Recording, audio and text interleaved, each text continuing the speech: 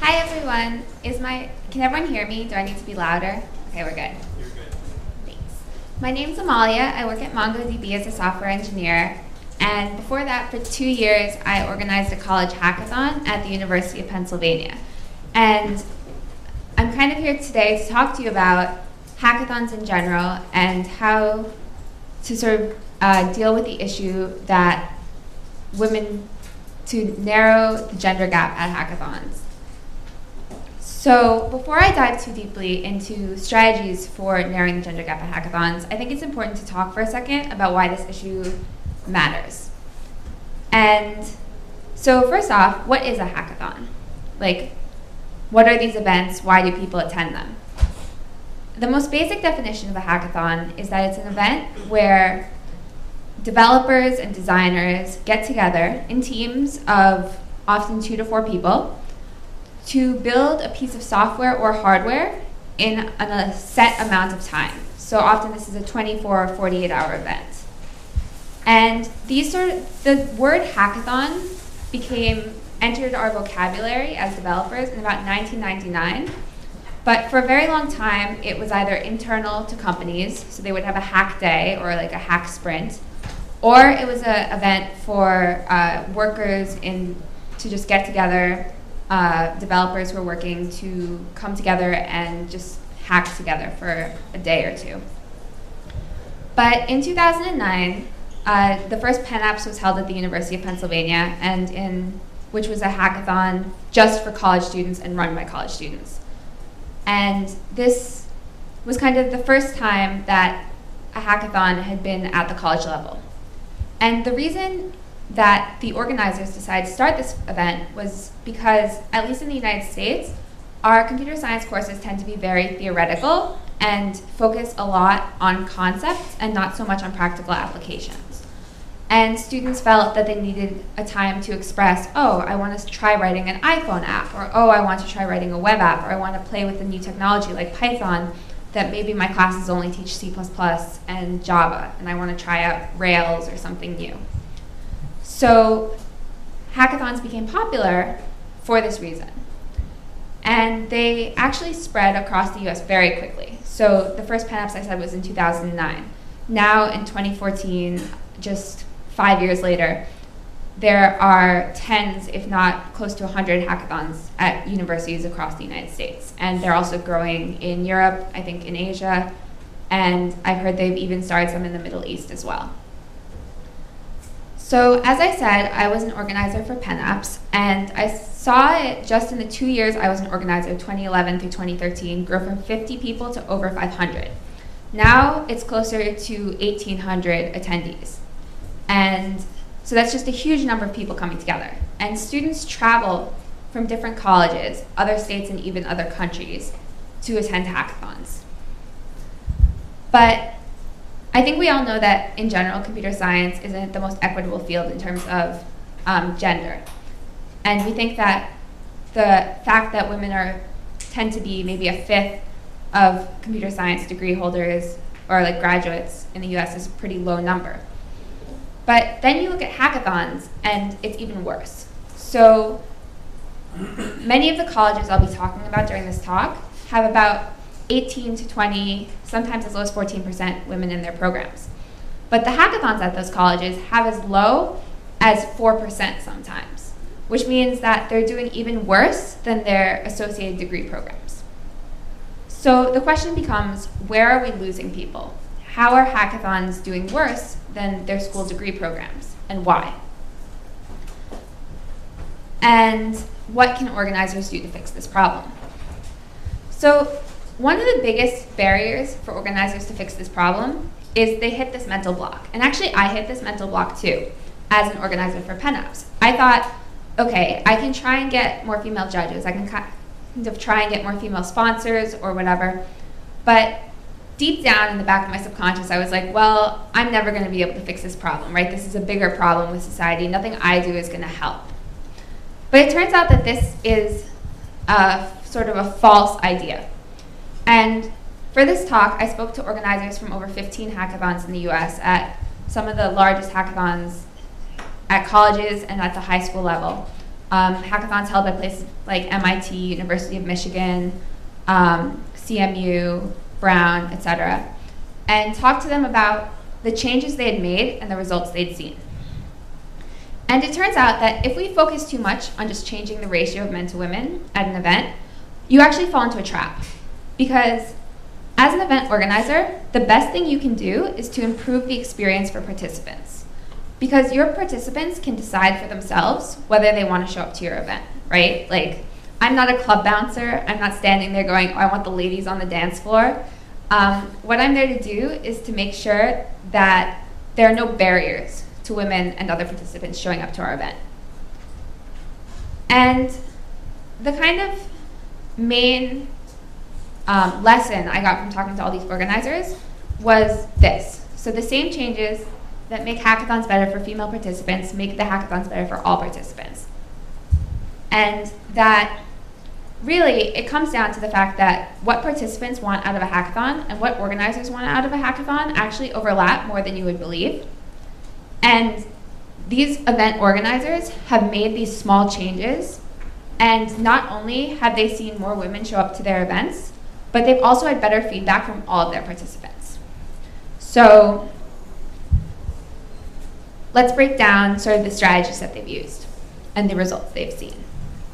So if we really want to fix this problem, the number one thing we need to do is to make sure that people show up in the first place, right? Because if people don't show up, then they're never going to find out whether they enjoy going to hackathons and other technical events.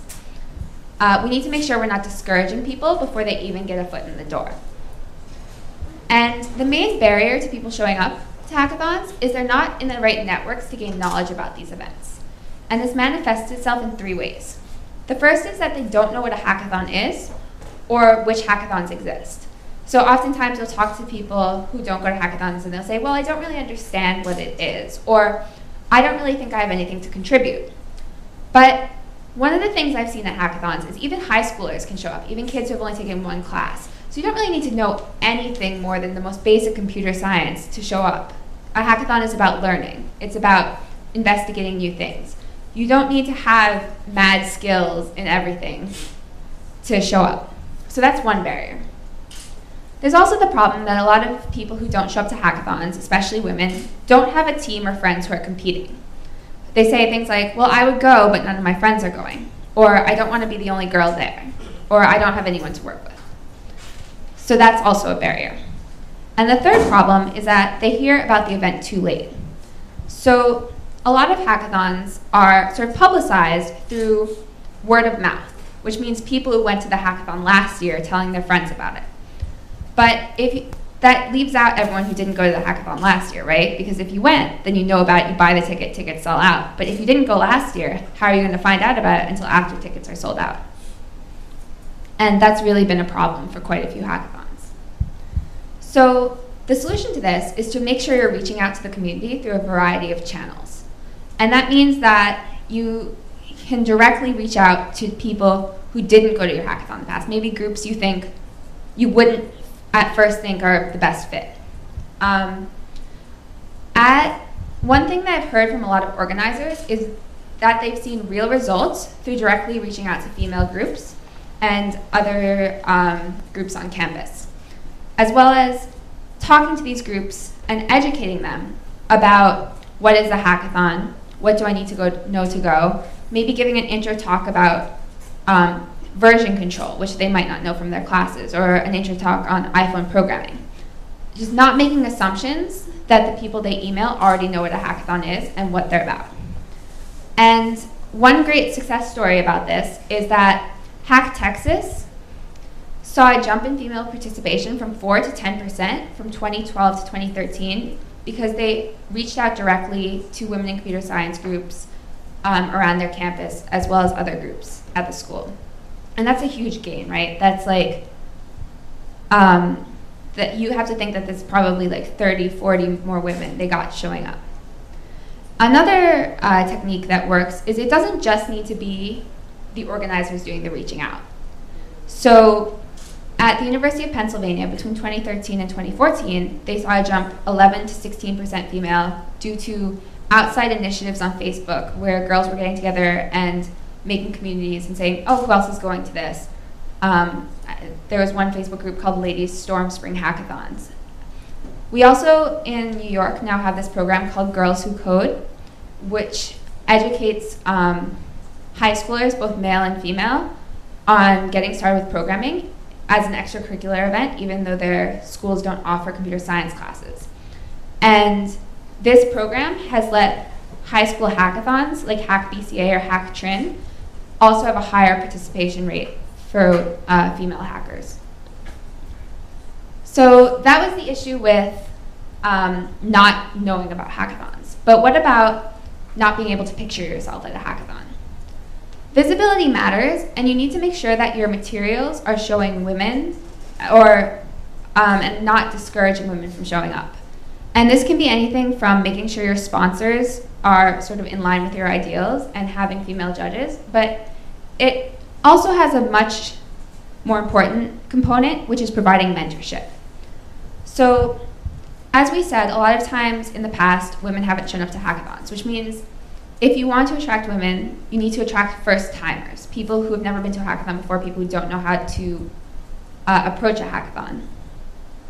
And again, even at a high school hackathon like Hack BCA, 16% of the hackers overall were female, but closer to 20% of the first-time hackers were female. So really providing mentorship, making sure that people are checking in with these teams and helping them complete their hacks is very important. And it's also important to re-examine your messaging. So language becomes very important when we're publicizing these events. Let's take a look at this. This is sort of the tagline on the website for one of the biggest hackathons. And what does it say? Not your average college hackathon. 48 hours, 1,200 hackers, 30,000 in prizes.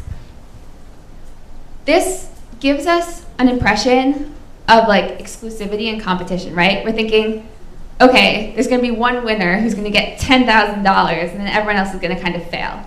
But you don't really want to structure a hackathon to have like a couple winners and a bunch, like, what, 1,100 losers. Because why would anyone want to go? Or this one, the most epic university hackathon returns. It sounds like the tagline for a summer action movie. And I mean, I don't know about the summer action movies you watch, but in the ones I watch, most of the characters end up dead. So, not the best. And the thing is that hackathons, when you actually show up to one, what are they about? They're about cooperation, not about competition. If you talk to first-time hackathoners, they're always like, wow, I didn't realize how not stressful this would be. I had a lot of fun. And if you talk to hackers, they're like, well, I want to go, I want to make new friends, I want to have a fun weekend, and I want to build something cool. So building something cool isn't about just making money off of it, right? If we carry on with our whole open source ethos, making money is like kind of a nice reward. But if there's 1,200 people, they can't all be there just for the money because most of them aren't going to get it. And if you talk to the organizers, they also really care about making sure the hacks that come out of it are good. Because that's kind of the way a hackathon gains prestige, right? If there are articles being written by journalists like, look at this cool hack that came out of this hackathon, that's really good for the event organizers. So let's make the messaging fit the goals and do something more like this. A new hackathon experience. Take what you love, fuse it with tech, build something the world has never seen. This is immediately a much more positive message, right? It's more accurate to what organizers and attendees want, and it also works better. So this hackathon, which is BitCamp, had 18% female participation due to better messaging and also to other commitments, such as having half their judges being female and a high number of mentors and sort of TAs helping out. And if you compare that to the hackathons I showed you before, the bold action movie messaging, those hackathons had like under 14% female, even as low as like under 10%. Here's another positive message. Imagine, learn, launch. And this one, come hack side by side with engineers from Google, MongoDB, Venmo, and more. Sure, maybe this messaging doesn't seem as cool. Maybe there's a little bit less like oomph here. But this one, for example, was a conscious decision by the event organizers. They thought, we don't want to go for this biggest, most badass hackathon in the world vibe because we think it's intimidating to newbies. We want to focus on mentorship and collaboration. And that actually worked out really well for them because Of their 250 attendees at this hackathon, Hack at Brown, 73%, it was their first time at a hackathon, and 35% were female, which compared to the other hackathons we've seen, that is so much higher, right? Going from 10% to 35%. And their degree program, just for comparison, is only 16 to 20% female. So that's just, they even beat what their degree programs had. So once you get people to show up to your event, how else can you progress? One of the big things is to involve women in your planning team. So one of the things that attendees remark on is, I go to a hackathon that has a female organizer, and they notice. There's just a different vibe. And it's not saying that men on hackathon planning teams don't do great work, because they do, and I talked to a bunch of them for this. But it's important to have balance there. It's also important to gather feedback from both the people who showed up and the people who didn't. Because we're talking about messaging. We're talking about barriers to entry. You need to think who's staying home. And you need to ask questions you might not like the answers to. The other tip that I heard a lot from hackathon organizers, and I remember from my own experience, is that sometimes you need to try controversial things. And you shouldn't be afraid of this. Sometimes there's a tendency for people to sort of pile on organizers who try new things and be like, how could you think that was a good idea? For example, University of Michigan's MHacks tried female-only tickets. Pearl Hacks tried a women-only hackathon. Other hackathons have tried things that were somewhat controversial. But even though maybe they didn't want to do this in the future, they did learn something from those experiences, and they did have positive results. And again, so why are we talking about this? Why do we need to go through this? Why do we care about fixing our messaging? And why does this matter to people who don't organize hackathons? It matters because hackathons aren't just like an event you go to and end. Especially at the college level, hackathons inspire a lot of students to continue on in computer science. So kids who have taken maybe 1 or 2 classes will go to a hackathon and say, wow, I like this community, I want to continue. Or it will inspire them to get involved in open source projects. Or it will inspire them to go to sprint days or other tech events. And the lessons can be applied to other technical events as well, right? If you think of, well, the messaging for a hackathon, you can also say, well, what about the messaging for a conference? What about the messaging for when we're hiring people for a technical company, or when we're convincing people to check out the computer science major at a college? So these lessons can be applied in many places. And if you take away one thing from this, I want it to be this. It's that you don't need to worry about the ratios as much as you need to worry about the experience. And if you fix the experience, then the ratios change by themselves, because your attendees will notice the changes you're making and they'll react accordingly. And these changes don't just benefit your female participants, they benefit everybody, because it makes it a better experience. And with that, I'd like to thank all the hackathon organizers who helped me out with data for this talk, because it was invaluable to get all that input. And with that, I can take questions.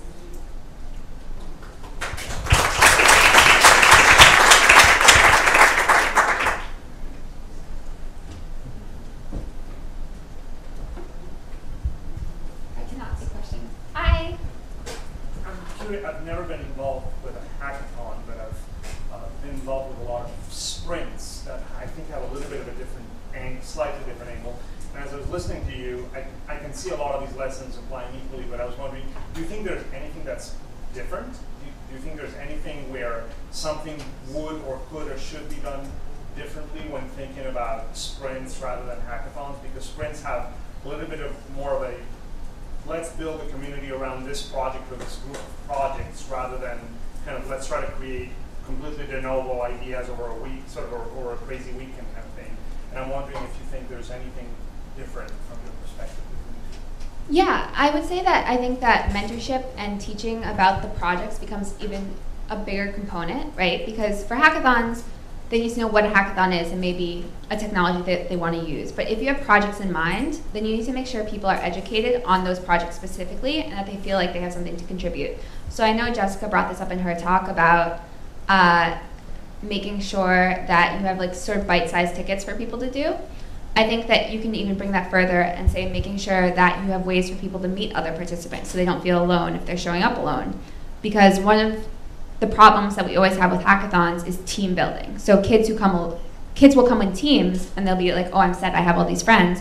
Or kids will show up alone and it's hard. It's really hard to like find 3 people and talk to them and be like, hey, you want to work with me when you've never met them before. And I'm sure for sprints that's an even bigger problem.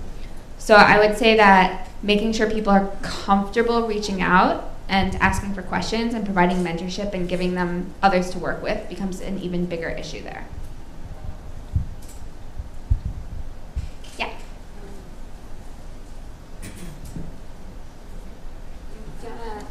My experience. I think your speech is really inspiring. For me, I didn't major in computer science, and I learned Python by myself from online materials.